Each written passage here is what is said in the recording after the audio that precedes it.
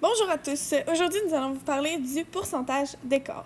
Alors, ce qui est vraiment important de se rappeler, c'est de la formule. Donc, la valeur absolue de la valeur théorique moins la valeur pratique divisée par la valeur théorique. Et on multiplie tout ça par 100 pour avoir un pourcentage en finalité.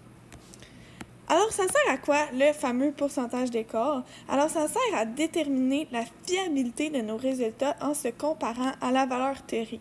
Donc, par exemple, dans un laboratoire, on peut savoir en faisant le pourcentage d'écart si notre valeur qu'on a trouvée, elle ressemble à la valeur théorique ou si on est vraiment dans le champ.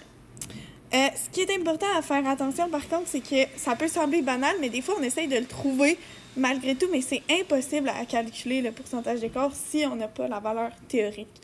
Alors, il n'y a pas de...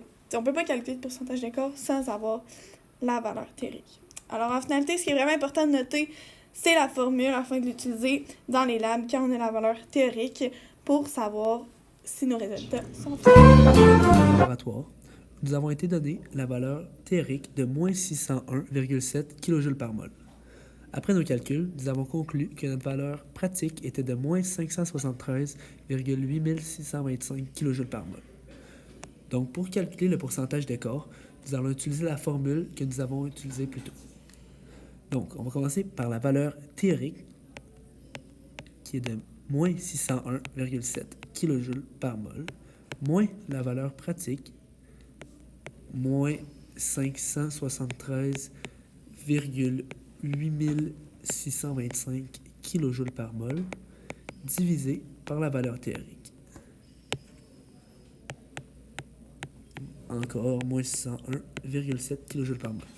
On va mettre ce calcul en valeur absolue.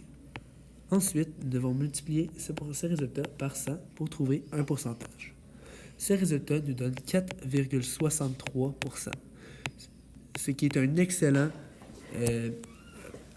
pourcentage d'écart qui est extrêmement précis pour un laboratoire fait à une école secondaire.